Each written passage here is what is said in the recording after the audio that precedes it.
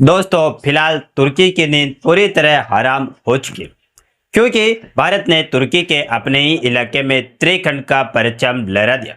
जी हाँ दोस्तों, भारत का यह त्रिखंड देखकर तुर्की की सेना चौंक गई और उसने भूमध्य सागर में अपनी पेट्रोलिंग तक रोक दी। ऐसा पहली बार नहीं हुआ कि किसी विदेशी देश ने तुर्की के सामने इतनी हिम्मत दिखाई हो। अब तुर्की अपने ही घर में डरने लगा। तो सवाल उठता है कि आखिर यह त्रिखंड क्या है और भारत ने ऐसा क्यों किया। क्यों तुर्की बार बार भारतीय जहाजों को वापस जाने के लिए कह रहा है। आज की वीडियो में हम इसे विस्तार से जानें और वीडियो को पूरा जरूर देखें क्योंकि इसमें आपको भूमध्य सागर की पूरी सिचुएशन समझ में आई। नमस्कार दोस्तों, मैं राधेश्याम और आप देख रहे हैं KSR News 24। दरअसल फिलहाल भारत और ग्रीस के बीच डिफेंस सहयोग को मजबूत करने की दिशा में एक बड़ी योजना चल रही है। प्रधानमंत्री मोदी जी की ग्रीस यात्रा के बाद दोनों देशों के बीच द्विपक्षीय संबंध और तेजी से बढ़ रहे। इसी बीच ग्रीस के न्योते पर भारत ने अपना जंगी बेड़ा भेजा। ये बेड़ा अभी ग्रीस की नेवी के साथ मिलकर भूमध्य सागर में नेवल ड्रिल कर रहा है। इसमें 2 डिस्ट्रियर, एक ऑयल रिफिलिंग शिप और 2 पेट्रोलिंग जहाज शामिल। ये जहाज ग्रीस की नेवी को तुर्की के खिलाफ कारगर रणनीति और युद्ध तकनीकी सिखा रहे। सरल भाषा में कहे तो भारत ग्रीस की नेवी को पेशेवर ट्रेनिंग कैंप दे रहा है ताकि वे भूमध्य सागर में तुर्की जैसी दादागिरी करने वाली नौसेना से डटकर सामना कर सकें।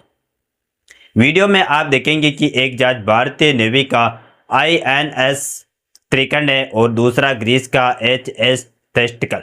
ये दोनों जहाज तुर्की के नाक के नीचे एक्सरसाइज करें। भारतीय नेवी ने इस दौरान कई तस्वीरें भी जारी की जो दिखाती है कि ग्रीस की नेवी बिना किसी डर के आत्मविश्वास के साथ प्रशिक्षण करें।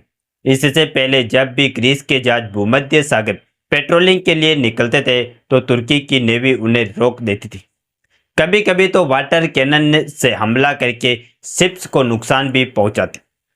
मतलब तुर्की वही दादागिरी दिखा रहा है जो चीन साउथ चाइना सी में जापान और फिलीपींस के साथ करता है। जैसे चीन किसी को अपने इलाके में घुसने नहीं देता, वैसे ही तुर्की भी भूमध्य सागर में किसी को आसानी से आने नहीं देता। लेकिन दोस्तों असलियत यह है कि तुर्की का भूमध्य सागर पर पूरा अधिकार भी नहीं है।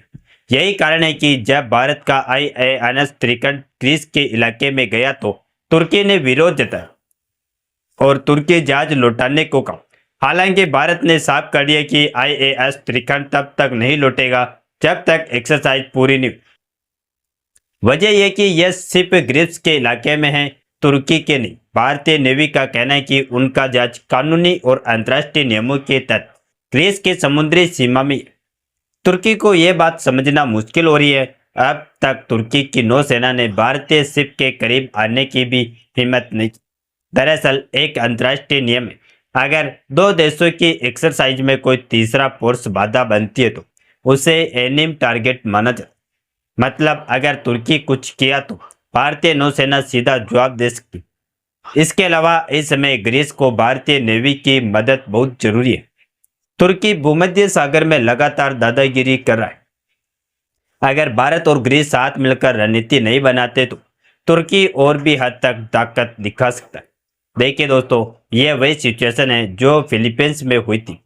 चीन साउथ चाइना सी में जब अपनी ताकत दिखा रहा था तो अमेरिका और जापान ने मिलकर वहां की फोर्स को सपोर्ट किया। अब वही रणनीति ग्रीस और भारत के बीच लागू हो रही।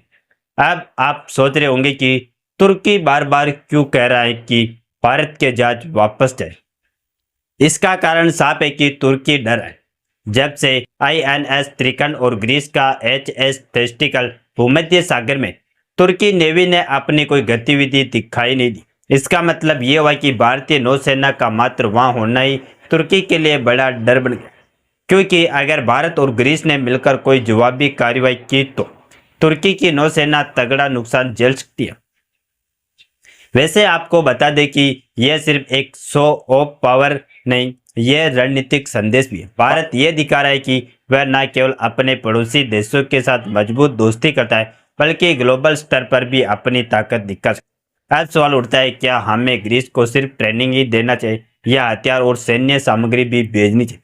जैसे फिलीपींस को अमेरिका ने सपोर्ट किया, वैसे ही भारत ग्रीस को सपोर्ट करके तुर्की की दादागिरी रोक सकता है। वैसे एक और महत्वपूर्ण बात कि भारतीय शिप्स की यह मौजूदगी केवल ग्रीस की मदद ही नहीं कर रहा है, भारत खुद भी भूमध्य सागर में अपने हित सुरक्षित करा, क्योंकि यह क्षेत्र वैश्विक व्यापार और तेल की सप्लाई का बड़ा हिस्सा है। अगर तुर्की ने यहाँ अपना दबदबा बनाना शुरू किया तो भारत के व्यापार और समुद्री हितों पर भी असर पड़ सकता है। इसीलिए यह केवल दोस्ती का मामला नहीं बल्कि रणनीतिक सुरक्षा का मामला भी। दोस्तों, अब बात करते हैं कि तुर्की का रिएक्शन क्या रहा।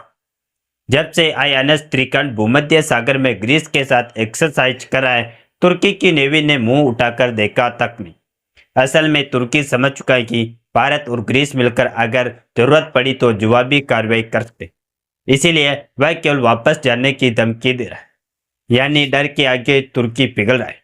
रिपोर्ट कहती है कि वह बस इतना ही कर पाए कि तुर्की मीडिया ने भारत के बदले की कार्रवाई पर चिंता जताई और उन्हें डर है कि भारत ग्रीस कार्ड खेल रहा है, क्योंकि यह वही सिचुएशन है जो दक्षिणी चीन सागर में होती है।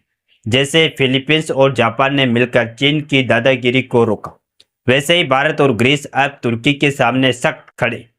दोस्तों, इसे सिर्फ एक नेवल एक्सरसाइज मत समझिए, यह रणनीतिक संदेश है कि भारत अब वैश्विक स्तर पर अपनी ताकत दिखा रहा है। भारत ने यह दिखा दिया कि हम केवल अपने पड़ोसी देशों की मदद नहीं करते, बल्कि हम ग्लोबल समुद्री मार्गों और व्यापार हितों की सुरक्षा भी करते।